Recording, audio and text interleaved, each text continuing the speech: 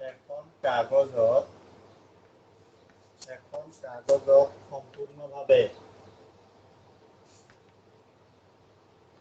সম্পূৰ্ণভাৱে অংকন কৰিব নোৱাৰা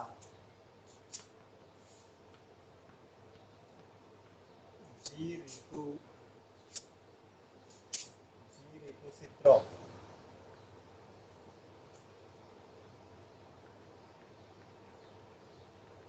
অসীমলৈ বিস্তৃত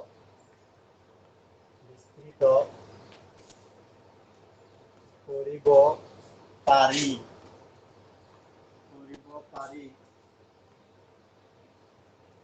সেই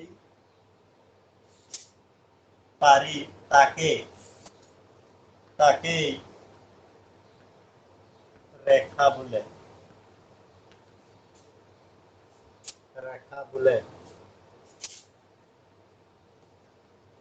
এনেকুৱা ধৰণৰ হ'ব, দুইফালে কাৰ আছিল মানে এইটো ইফালেও গৈ থাকিব পাৰে, ইফালেও গৈ থাকিব পাৰে।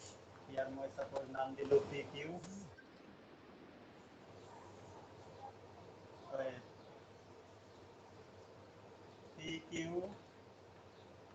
এডাল ৰেখা বুলি ক'ব পাৰো। ৰেখা, তাৰপিছত আহিম ৰেখা খণ্ডলৈ।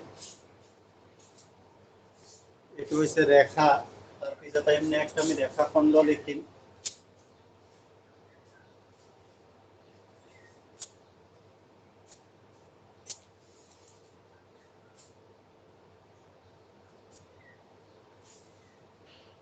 আমি ৰেখা খণ্ড লিখিম।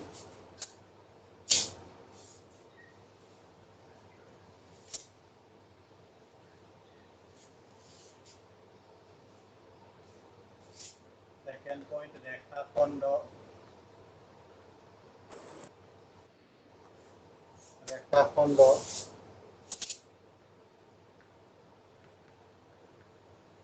আদি বিন্দু আৰু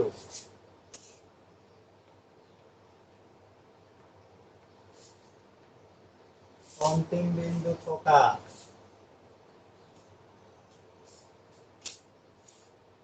এডাল সৰল ৰেখাক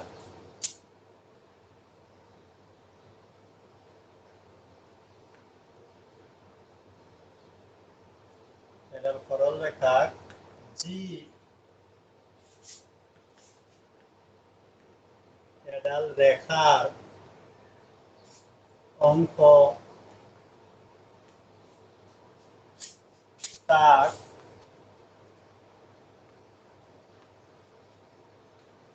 ৰেখা খণ্ড বোলে। ৰেখা খণ্ড এইটো।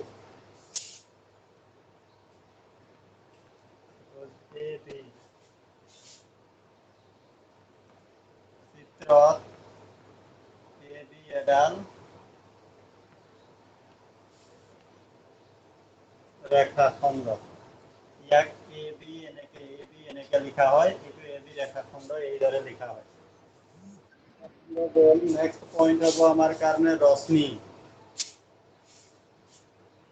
নেক্সট পইণ্ট হ'ব ৰশ্মি।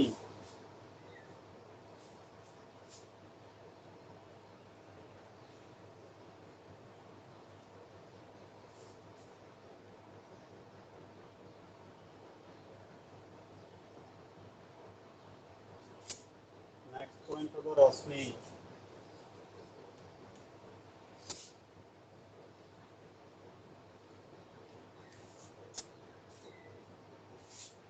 Number 3.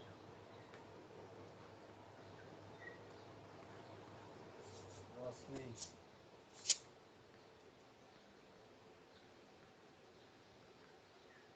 এক নিৰ্দিষ্ট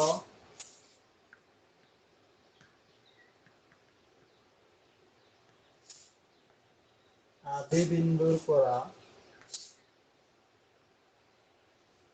আৰম্ভ হৈ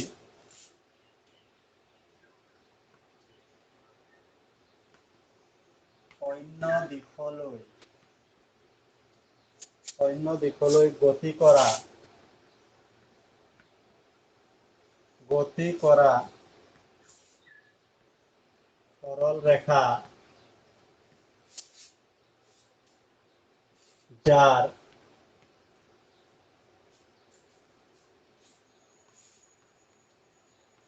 অন্তবিন্দু নাই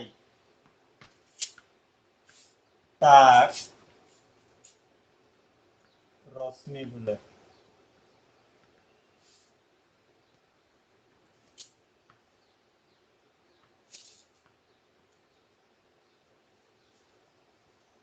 L suppose M, so LM রশ্মি আর ইয়াক আমি লিখিব পাৰো LM এনেকেও লিখিব পাৰো ৰশ্মি বুঝায়। তো ৰেখা ৰশ্মি ৰেখাখণ্ড কৈ দিলো।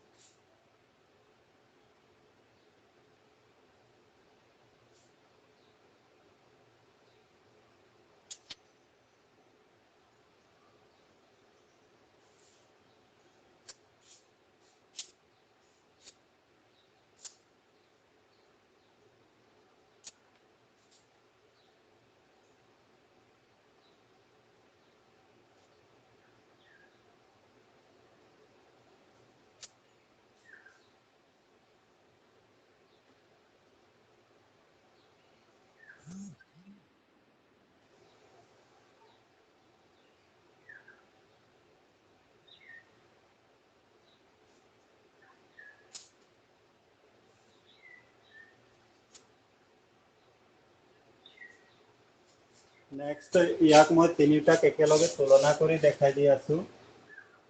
ৰশ্মি ৰেখা ৰেখাখণ্ড কি ধৰণৰ হয় মই তুলনাত্মক এটা হেৰি দেখাই দি আছো।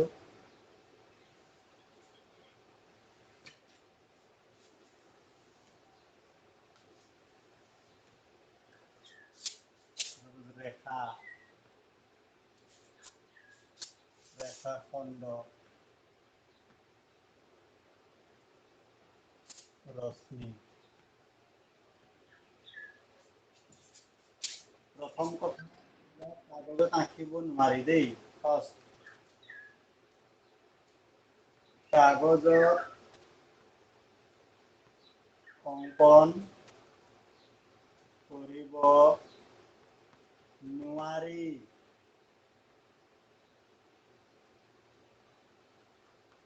মাথোন এটা অংশহে উপস্থাপন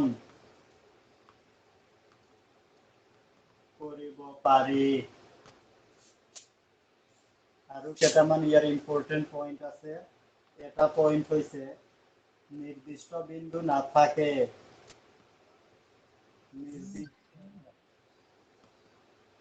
নিৰ্দিষ্ট স্যাৰ আপোনাৰ আৱাজটো ভালকে অহা নাই। থাকে নিৰ্দিষ্ট দৈৰ্ঘ্য নাথাকে। নেক্সট পইণ্ট আদি আৰু অন্তবিন্দু নাথাকে। আদি আৰু অন্তবিন্দু নাথাকে। ইয়াৰ পইণ্টটো হৈছে ৰেখাখণ্ডক কাগজৰ পৃষ্ঠত অঙ্কন কৰিব পাৰি। ইয়াৰ পইণ্ট হৈছে নম্বৰ 1 নিৰ্দিষ্ট দৈৰ্ঘ্য থাকে। নিৰ্দিষ্ট দৈৰ্ঘ্য থাকে। নেক্সট পইণ্ট দুটা অন্তিম বিন্দু থাকে। দুটা অন্তিম বিন্দু থাকে। ইয়াত হৈছে কাগজত অঙ্কন কৰিব নোৱাৰি। মাথোন এটা অংশহে উপস্থাপন কৰিব পাৰি।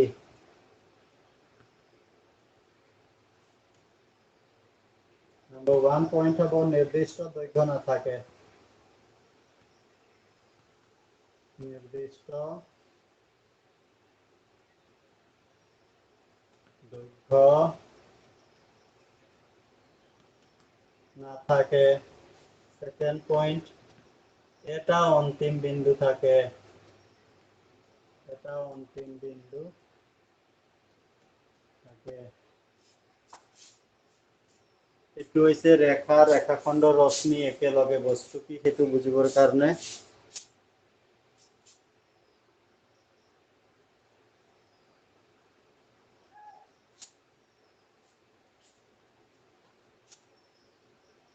ইয়াৰ পিছৰ নেক্সট পইণ্ট লিখিম। ইয়াৰ পিছৰ নেক্সট পইণ্ট লিখিম।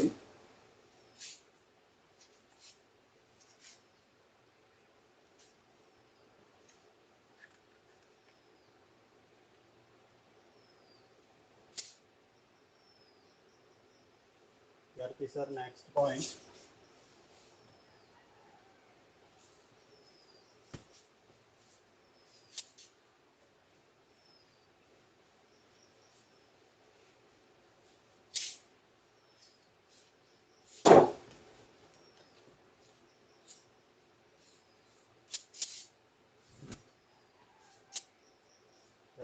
নেক্সট পইণ্ট আমি লিখিম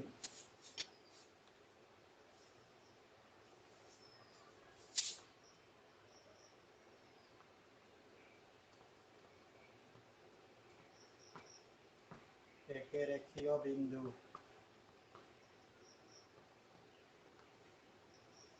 একেৰেখীয় বিন্দু মানেনো কি?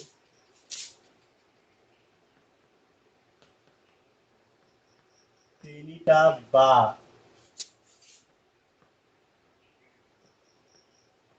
তাতোধিক বিন্দু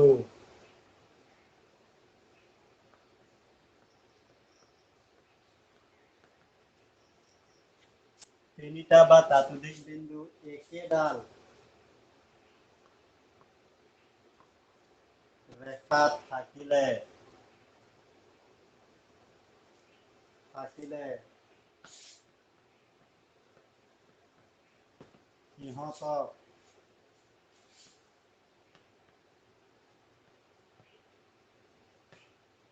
সিহঁতক একেৰেখীয় বিন্দু বুলি কোৱা হয়। যেনে এইটো এটা বিন্দু আছে, এইটো এটা বিন্দু আছে, এইটো এটা বিন্দু আছে, এইটো এটা বিন্দু আছে। এই লাইনডাল যদি মই টানি দিওঁ এনেকে পোনকৈ, তেতিয়াহ'লে এইটো হৈ যাব আমাৰ এটা বিন্দু এইটো, এটা বিন্দু এইটো, এটা বিন্দু এইটো, এটা বিন্দু এইটো। সাপোজ এইটো A, এইটো B, এইটো C, এইটো D। গতিকে এই লাইনটো এটা সৰল ৰেখা মানে পোন হ'ব লাগিব, তেতিয়া এইটো একেৰেখীয় বুলি ক'ম। ইয়াত A, B, C আৰু D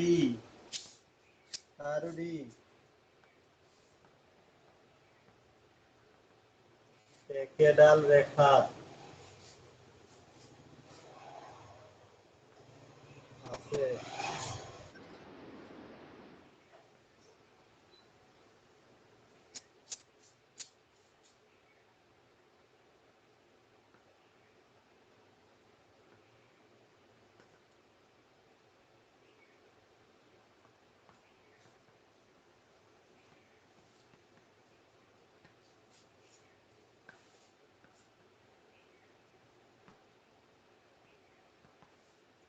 গতিকে ইহঁত চাৰিটা বিন্দু একেৰেখীয়। ইয়াত A, B, C আৰু D একেডাল ৰেখাত আছে, গতিকে ইহঁত চাৰিটা বিন্দু একেৰেখীয়।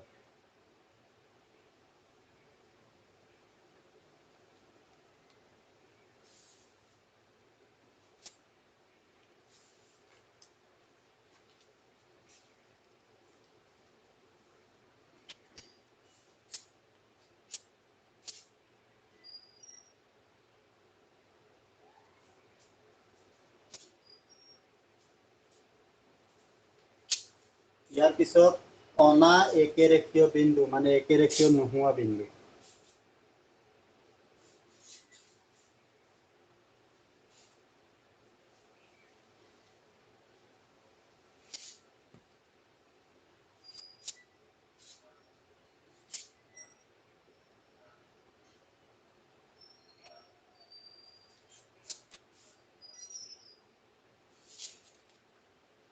নম্বৰ পইণ্ট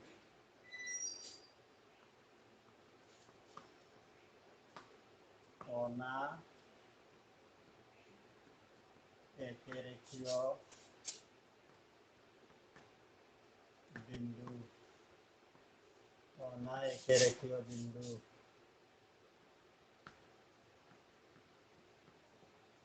তিনিটা বা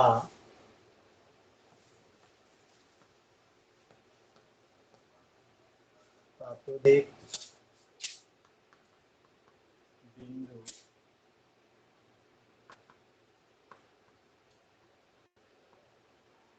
একেডাল ৰেখাত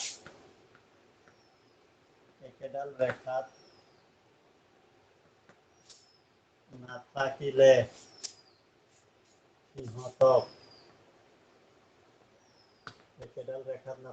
সিহঁতক অনা একেৰেখীয়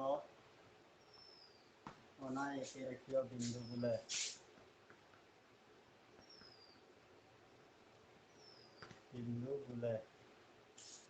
অনা একেৰেখীয় বিন্দু বোলে। যেনে ইয়াত এটা বিন্দু A, ইয়াত এটা বিন্দু দিলো B, ইয়াত এটা বিন্দু দিলো C, আৰু ইয়াত এটা বিন্দু দিলো D। এইকেইটা বিন্দু এনেকুৱা আছে একেডাল ৰেখাত নাই। ইয়াত A, B, C আৰু D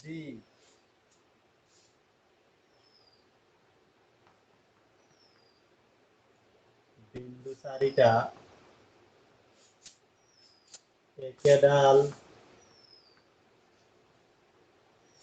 একেডাল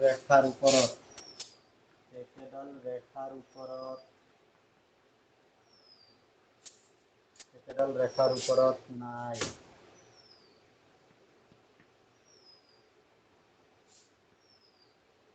গতিকে সিহঁত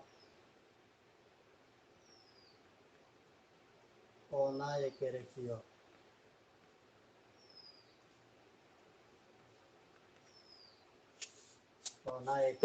বিন্দু।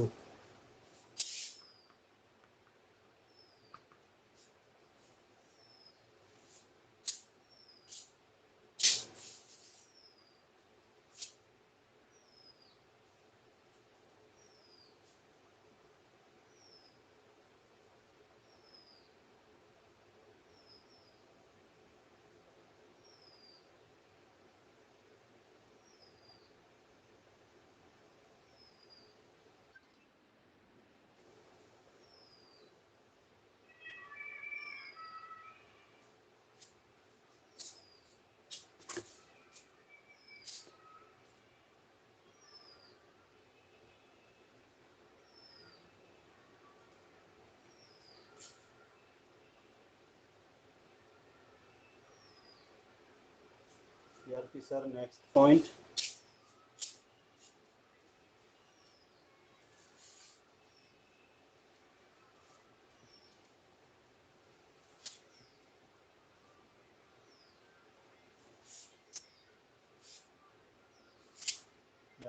নেক্সট পইণ্ট হ'ব কোণ।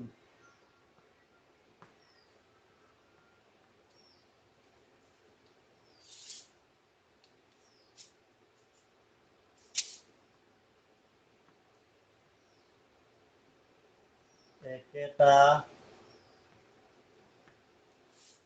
আদি বিন্দুৰ পৰা, আদি মানে আৰম্ভ বিন্দু, আদি বিন্দুৰ পৰা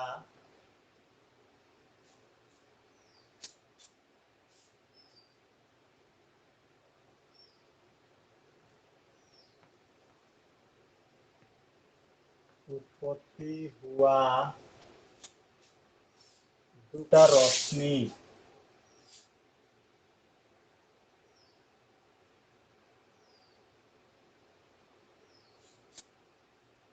একেটা আদি বিন্দুৰ পৰা উৎপত্তি হোৱা দুটা ৰশ্মিৰে গঠিত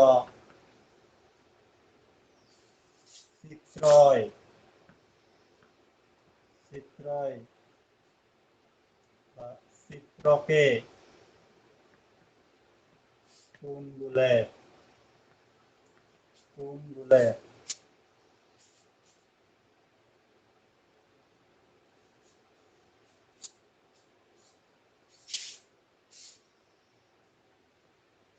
এই ক্ষেত্ৰত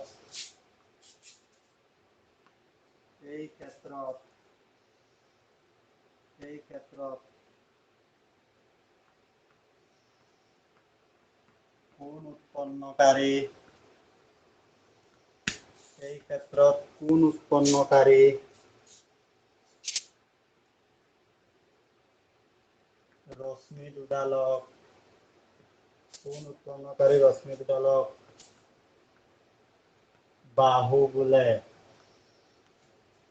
বাহু বোলে।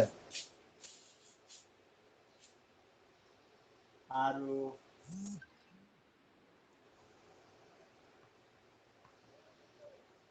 ৰশ্মি দুডাল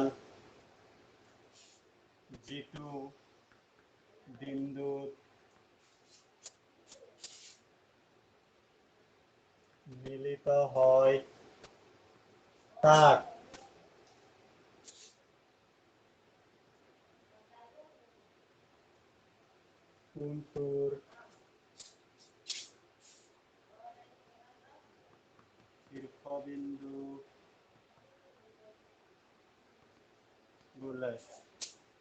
কোণটোৰ শীৰ্ষবিন্দু বোলে। ছবিটো হ'ব এইটো। মই এটা ছবি আঁকি দেখাই দিছো।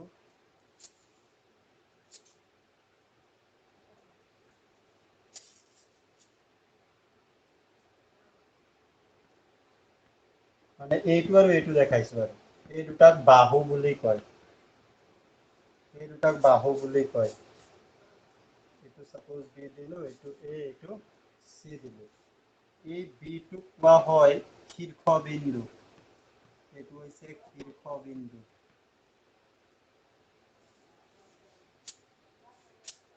আৰু এইটো হৈছে কোণ।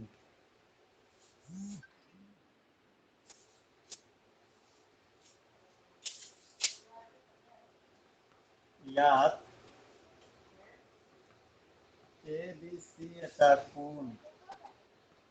ABC এটা কোণ আৰু ইয়াক কোণ ABC বা কোণ B ৰে সূচোৱা হয়।